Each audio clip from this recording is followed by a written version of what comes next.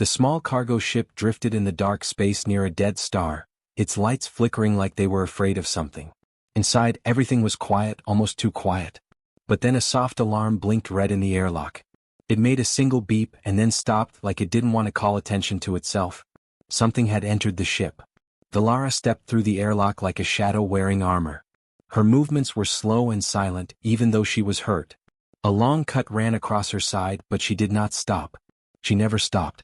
She was known across the galaxy as the most feared assassin, someone who never missed her target and never left witnesses. But now she was running from someone stronger than her. Someone she could not fight. Her eyes scanned the empty hallway. No crew. No guards. No sound. It felt wrong. A ship this size should have people working, talking, moving. But it was empty, like someone pressed pause on life. She moved forward, clutching a small glowing crystal in her hand. It was warm, almost alive. She did not know why her employers wanted it, but she knew they wanted it badly. That made it even more dangerous. The ship creaked softly. Velara froze. Her instincts warned her of danger, but she saw nothing. She took one careful step. Then she heard it. A tiny giggle. She spun around, ready to attack, but her weapon froze in her hand. It was not a soldier or a trap. It was a small human toddler standing in the hallway holding a stuffed star toy. His hair was messy, his cheeks round, and his eyes were full of pure joy. He looked at her like she was a friend. She stared at the child. She did not understand. No one ever looked at her like that. Most people ran. Others begged. But this small boy just smiled and walked closer. "Mama?" he said softly. Velara felt something strange. It wasn't fear and it wasn't anger. It was confusion mixed with something she could not name. She took a step back, but the child took a step forward. "No," she said in a low voice. "I am not your Mama," he said again, louder this time, and he lifted his small arms toward her. Velara almost dropped her weapon. She had faced hunters, soldiers, monsters from deep space. She had escaped prisons and traps. But she had no idea how to deal with a tiny human walking toward her with open arms. She tried to turn away, but the child grabbed her armor. He held on tight like he knew her. Like he trusted her. "Where is your crew?" she whispered, looking around quickly. "Why are you alone?" He did not answer. He only pointed down the hallway. She followed his finger but saw nothing but flickering lights and silence. When she tried to step away again, the child tugged her armor and pointed at the glowing crystal in her hand. His eyes widened like he recognized it. The crystal pulsed brighter. Velara frowned. "You know this?" He nodded with a smile. This was wrong. Very wrong. Children did not know ancient crystals. Children did not wander ships alone. And children definitely did not call assassins by sweet names. She felt the air shift behind her. A soft humming sound followed, like metal adjusting. Someone else was on the ship. She picked up the child without thinking. He wrapped his arms around her neck instantly, like he belonged there. She moved quietly, her senses sharp. Every shadow felt heavy. Every sound felt like danger. The child rested his head on her shoulder, calm and unafraid, even while she scanned the halls with her weapon ready. Then the ship's lights flickered and a harsh buzzing sound filled the hallway. A warning signal. Someone or something had boarded the ship. Velara felt the crystal pulse again. The child lifted his head and looked toward the airlock with fear this time, like he knew what was coming. Like he had seen it before. He tightened his hold on her. "Mama, danger." Velara froze. The most feared assassin in the galaxy did not believe in destiny or signs. But she believed in instincts. Her instincts screamed at her to run, but the child's small voice made her stay still for one heartbeat longer. Then she heard heavy footsteps approaching. She shifted the toddler in her arms, securing him. Her heartbeat was steady, strong. She had been many things in her life: killer, ghost, shadow. But right now she was something new. She was the only thing standing between this human child and the danger walking toward them. And she was not going to let him go. Velara moved quickly down the quiet hallway with the toddler still holding on to her. His small arms were wrapped around her neck so tightly that she could feel his heartbeat. It was fast and scared, but he did not cry. He only hid his face against her shoulder like he trusted her completely. She did not understand this trust, but she did not push him away. She reached a corner and stopped. The footsteps were somewhere behind them, slow and heavy, like someone searching every room. Velara leaned against the wall and listened. The child gave a soft whimper, so she gently placed a hand on his back. "Stay quiet," she whispered. He nodded even though he was shaking. Velara waited until the footsteps faded, then slipped into a small storage room. It was dark, but her eyes adjusted fast. Boxes were stacked to the ceiling. Tools hung from the walls. She set the toddler down for a moment, but he instantly grabbed her leg so she wouldn't leave. "I am not going," she said. "But I need to think." She looked around the room. She needed a plan. She needed to know who the intruders were and why they had followed her. But every time she tried to focus, the child tugged her armor, wanting her attention. "Why do you call me Mama?" she asked quietly. He blinked up at her with big, innocent eyes. "Because you came back." "I have never seen you before," she said. "I do not come back for anyone." The child thought for a moment and pointed at her heart. "But you feel like Mama." Valara did not know what to say. No one had ever talked to her like that. No one had ever looked at her like she was safe. She felt something strange again, something warm and uncomfortable. She pushed it away. A sharp metal clank echoed down the hall. Someone was close. Valara lifted the child again and slipped out of the room. She moved fast and silent, her steps softer than breath. Suddenly she reached the main cargo bay, and stopped. 3 armed pirates stood inside. They had broken through the ship's hull. Their weapons glowed with bright blue energy. They were talking loudly, searching through crates. "We need that crystal," one of them said. "Boss wants it. And he wants the kid alive." Valara froze for a second. They knew about the child. That meant this was not an accident. Someone had planned this. The toddler peeked over her shoulder. One pirate spotted movement. There. By the door. Valara jumped behind a crate just as an energy bolt shot past her. It hit the wall and exploded in a shower of sparks. The toddler screamed and held onto her tighter. Valara felt her instincts activate. Her body moved on its own, ready to fight. She was fast, deadly, trained for this moment. But then she looked at the child in her arms. His small face was full of fear. His tiny hands were clutching her armor. If she fought like she always did, if she used her full strength, the child could be hurt. He could see things she never wanted a child to see. Her hands trembled. She had never experienced this before. She had never hesitated in battle. The pirates moved closer. Valara ducked behind another crate and whispered, "Hold on." She scanned the bay. There were tools, boxes, and loose cables everywhere. She could use them. She did not have to kill. For the first time in her life, she chose not to kill. She tossed a cable across the floor, aiming for a power coil. When the pirates stepped on it, the coil released a burst of electric sparks. The pirates stumbled and dropped their weapons. Valara used the moment to run to higher ground. She jumped onto a stack of crates, holding the toddler close. The pirates tried to follow, but she kicked one crate hard, sending a whole stack crashing down. The loud noise made the pirates shout in panic. "No sight of the kid," one yelled. Valara hid behind the highest crate and pulled the toddler close. She could feel him shaking, but he pressed his forehead against her armor like he believed she could protect him. She whispered, "I will not let them take you." A pirate climbed toward her. She grabbed a loose metal bar and swung it, knocking him down without hurting him too much.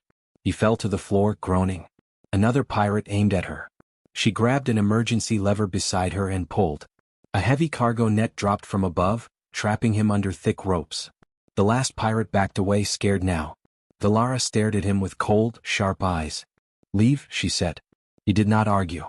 He ran toward the airlock and jumped into his small ship. The bay fell quiet again. Valara breathed slowly, calming herself. She looked down at the child. "Are you hurt?" He shook his head, then hugged her tighter. "Mama saved me." She swallowed hard. She had never saved anyone before. Not like this. She carried him out of the bay, moving toward the control room. She needed answers. She needed to know why pirates wanted the child and the crystal. She needed to understand what danger was coming. But deep inside, something had already changed. For the first time in her life, she had fought without killing. And she had done it because a small human boy believed she was his mother. She did not know what that meant yet. But she knew one thing: she would not let anyone take him. Valara moved through the ship with the toddler resting on her hip and the glowing crystal tight in her hand. The ship lights flickered as if the whole place was holding its breath. The attacks from the pirates were over for the moment, but she knew more danger was coming. Someone powerful wanted the child, and that meant she had very little time to understand why. The toddler, Milo, kept touching the crystal with his small fingers. Every time he did, the crystal pulsed brighter, like it was responding to him. Valara did not like that. Objects that responded to living beings usually held ancient power, the kind of power that started wars. "Milo," she whispered, "why do you reach for this crystal?" He looked at her with sleepy eyes. It feels warm. Like home. Velara frowned. That made no sense.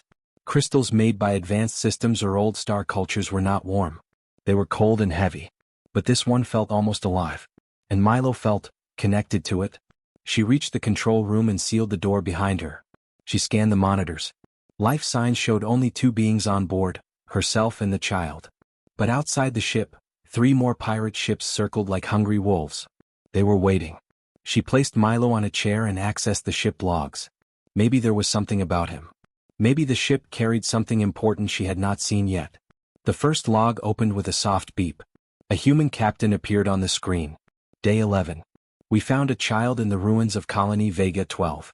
No survivors. Only this little one. We don't know his family or origin. Velara leaned closer. The colony's name struck her. Vega 12 had been reported as destroyed by a natural disaster. But she had always suspected something else, something violent. She opened the next log. Day 12. The child reacts to the artifact we recovered. The crystal glows near him. Power readings spike. We fear someone may come for him. Velara felt a chill run down her spine. She looked at Milo. He had curled into the chair and was hugging his stuffed star, unaware of the storm forming around him. She opened the third log. Day 13. Original sender of the job has gone silent. My crew fears a trap.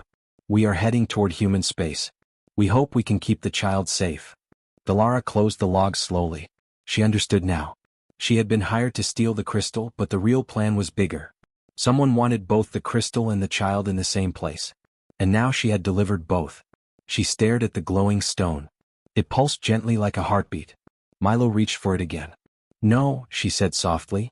It may be dangerous. But Milo shook his head. It feels like me, he said, tapping his chest.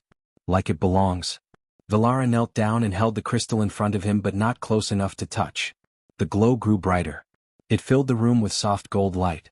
She studied Milo's face. His eyes reflected the crystal's light perfectly, almost too perfectly. She wondered if he was even a normal human child. Milo, she whispered, where are you from? He blinked slowly. I don't know. I only remember running. And then everything was loud. He placed his small hand over his ears as if remembering something painful. She rested her armored hand over his. You do not have to remember, she said. You are safe now. He smiled at her, the kind of smile she had never received from anyone. It almost broke something inside her. Another alarm beeped on the screen. 3 new signals appeared. Enemy ships. Bigger than the pirates. Their engines glowed red. Their weapons charged. They were not here to steal. They were here to take. Milo looked at the screen and pointed. Bad people, he whispered. You know them? Velara asked. He shook his head. But the crystal knows. It feels scared. Velara stared at him. For a moment, she wondered if the child was sensing the crystal or if the crystal was speaking through him. She accessed the ship's energy scans. When Milo touched the crystal earlier, there had been a spike in power levels so strong that it lit up the entire cargo bay. That was not normal. That meant Milo had some kind of connection to it, maybe even the power to activate it fully. A sudden loud knock hit the hull, shaking the entire ship. Milo grabbed Velara's armor. They're coming. She lifted him into her arms and looked out the side window. Large armored soldiers were attaching a cutting device to the ship's outer hull. They were forcing their way in. Velara clenched her jaw. She had been tricked from the start. She had stolen the crystal for a mysterious employer who never told her the truth. They wanted the child's power, and they wanted her to unknowingly bring him to them. But they underestimated her. They did not expect her to protect him. She backed away from the window as the cutting device glowed hotter and hotter. The metal began to melt. Milo, she said, listen to me. You must stay close. Do not run away. I stay with Mama, he whispered. Velara felt her chest squeeze at the word. She did not correct him this time. The hull split open with a loud bang. Velara stepped into the shadows, holding Milo tight and gripping the crystal. She had enemies coming, a child with a secret power, and almost no time left. But she was not afraid. For the first time in her life she was ready to fight for something, not for a job, not for money, but for someone who believed she was his mother. And she would not let anyone take him. The hull of the ship cracked open with a sharp blast, and smoke rushed into the control room. Velara stepped back into the shadows, holding Milo tight against her chest. His small hands clung to her armor, and she could feel his trembling. The crystal in her other hand pulsed like a heartbeat, as if it sensed danger too. A tall figure stepped through the broken hull. His armor was black and marked with red lines that glowed like fire. Behind him, more soldiers climbed inside, their boots hitting the floor with a heavy thud. Their weapons hummed with bright, deadly energy. The tall one looked around the ship like he owned it. Velara recognized him instantly. Commander Relos. A name whispered across many systems. A hunter. A collector. Someone who used people like tools. He had been her employer. He had set the trap. "We know you are here, Velara," Relos said in a calm voice. "You brought what we need.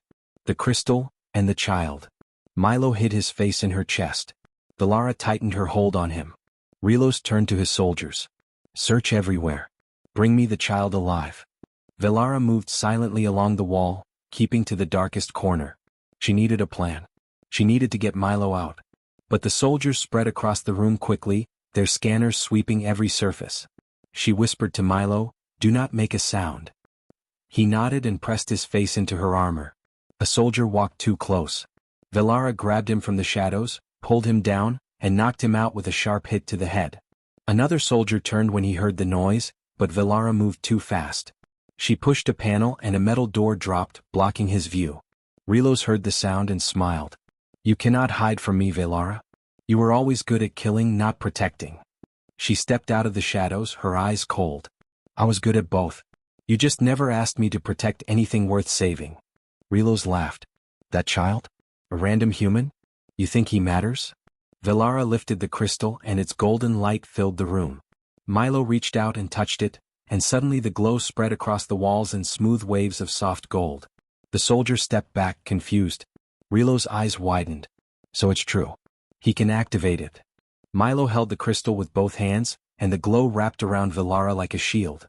She felt stronger, faster, as if her body remembered a power she never had. Relos raised his weapon. "Give me the child, Velara. He belongs to us. He is the key to the Starforged energy. We will use him to control entire systems." "He is not a key," Velara said. "He is a child." She moved. Fast. She jumped over a console as energy bolts shot past her. Milo held onto her tight and buried his face in her shoulder. She ran across the control room, kicked over a heavy machine, and sent it crashing down between her and the soldiers. Relos fired again, but Velara used the golden shield to block the blasts. The energy hit the shield and spread into soft sparks that faded before touching her. Relos shouted, "She is using the crystal's bond. Take her down." Soldiers rushed toward her. Velara leaped backwards, wrapped her arm around Milo and rolled across the floor. She kicked a fallen crate so hard it flew across the room and hit two soldiers at once. She ran toward the emergency corridor, but Relos appeared there first. "You cannot escape," he said. "Give me the child. You are only delaying the inevitable." Velara stepped back. She held Milo close, and the crystal hummed louder as if answering her fear. Milo looked up at her with wide, tear-filled eyes. "Mama, don't let them take me." Her heart tightened. She had survived thousands of battles, but none of them made her feel as fierce as this moment. "I won't," she whispered. Relos charged forward. Velara spun, using the golden shield to block his attack. The force pushed her back, but she stayed on her feet. She used her free hand to strike, hitting his shoulder armor and sending sparks flying. He staggered.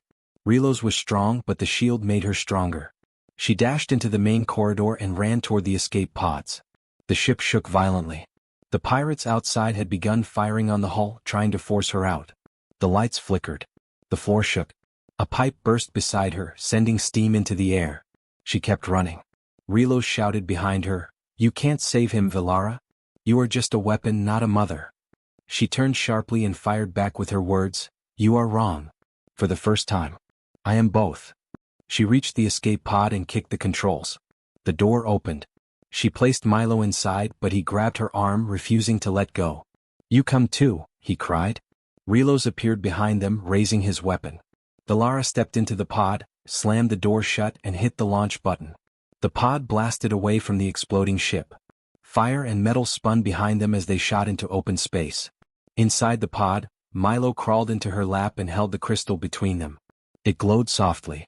Velara held him close and whispered, "You are safe. I will not let anyone hurt you." Outside the pod window, the burning ship broke apart. Relo's voice was gone. The danger was behind them, for now. Velara was tired, wounded, and unsure of the future. But she had made her choice. She was no longer a shadow. She was no longer just an assassin. She was something more. For the small human boy in her arms, she was a shield, a fighter, and maybe a mother.